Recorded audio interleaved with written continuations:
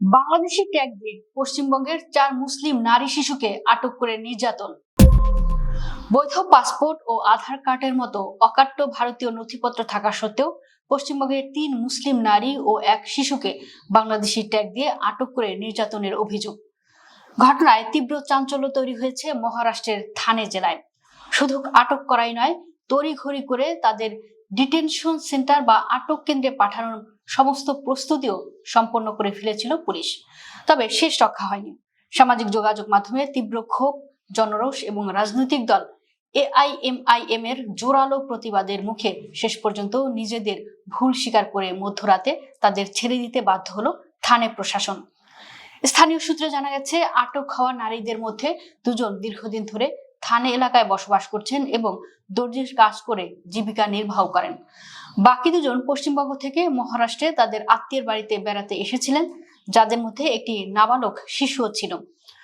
মুসলিম হওয়ায় হঠাৎ করেই থানে পুলিশ তাদের অবৈধ বাংলাদেশি অনুপ্রবেশকারী বলে সন্দেহ করে এবং কোনো তদন্ত ছাড়াই আটক করে। অথচ আটককৃতদের কাছে বৈধ ভারতীয় পাসপোর্ট, আধার কার্ড সহ সমস্ত জরুরি নাগরিকত্ব প্রমাণের নথিপত্র ছিল, কিন্তু তাদের দোষ তারা মুসলিম। এমনকি পশ্চিমবঙ্গ প্রশাসনের পক্ষ থেকেও সরকারিভাবে বার্তা পাঠিয়ে নিশ্চিত করা হয়েছিল যে তারা ভারতেরই স্থায়ী বাসিন্দা। অল ইন্ডিয়া মজলিস এ ইত্তেহাদুল মুসলিমিন এর মহিলা যুব সভানেত্রী রুবিনা আম্মার প্যাটেল এই ঘটনার তীব্র বিরোধিতা করে ময়দানে নামেন। তিনি অভিযোগ করেন, পশ্চিমবঙ্গ সরকার তাদের নাগরিকত্বের সত্যতা নিশ্চিত করার পরও থানে পুলিশ তা মানতে চায়নি। পুলিশ উল্টোটা দাবি করে হাতে থাকা ভারতীয় নথিগুলো জাল হতে পারে এবং এই অজুহাতে তদন্তের নামে তাদের ডিটেনশন সেন্টারে পাঠানোর প্রক্রিয়া শুরু হয়। ঘটনাটি নাটকীয় মোড় নেয় যখন রুবিনা প্যাটেল থানার বাইরে থেকে একটি লাইভ ভিডিও সোশ্যাল মিডিয়ায় শেয়ার করেন। বৈধ নথিপত্র থাকার পরও ভারতীয় নাগরিকদের হেনস্থার এই ভিডিওটি মুহূর্তের মধ্যে ভাইরাল হয়ে যায়। দেশ জুড়ে তীব্র ক্ষোভের সৃষ্টি হয় এবং পুলিশের অতি সক্রিয়তা ও পক্ষপাতমূলক আচরণের বিরুদ্ধে সাধারণ মানুষ সরব হন। পরিস্থিতি বেগতিক দেখে সাবেক সংসদ সদস্য ওয়ারিশ পাঠান সহ এআইএমআই এর শীর্ষ নেতারা থানায় পৌঁছান এবং তীব্র বিক্ষোভ প্রদর্শন করেন। আইনি নথির কপির জমা দিয়ে অবিলম্বে ওই নারী ও শিশুদের মুক্তির দাবি জানানো হয়।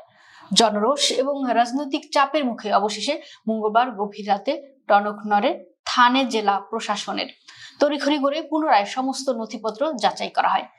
সব রেকর্ড সঠিক পাওয়ার পর পুলিশ স্বীকার করে যে তাদের আটকে রাখার আর কোনো আইনি ভিত্তি নেই। এরপরে মাঝরাতে ডিটেনশন সেন্টারের দরজা খুলে দেওয়া হয় এবং তারা মুক্তি পান। মুক্তির পর স্বস্তির নিঃশ্বাস ফেলে রুবিনা প্যাটেল বলেন, যাদের জোর করে বিদেশি সাজিয়ে ডিটেনশন ক্যাম্পে পাঠানোর সব আয়োজন সারা হয়েছিল, আজ তারা মুক্ত। শেষ পর্যন্ত সত্যিরই জয় হলো। তবে এই ঘটনা যেভাবে দেশের বৈধ নাগরিকদের মনে আতঙ্ক তৈরি করলো, তার জবাবদিহিতা থাকা প্রয়োজন।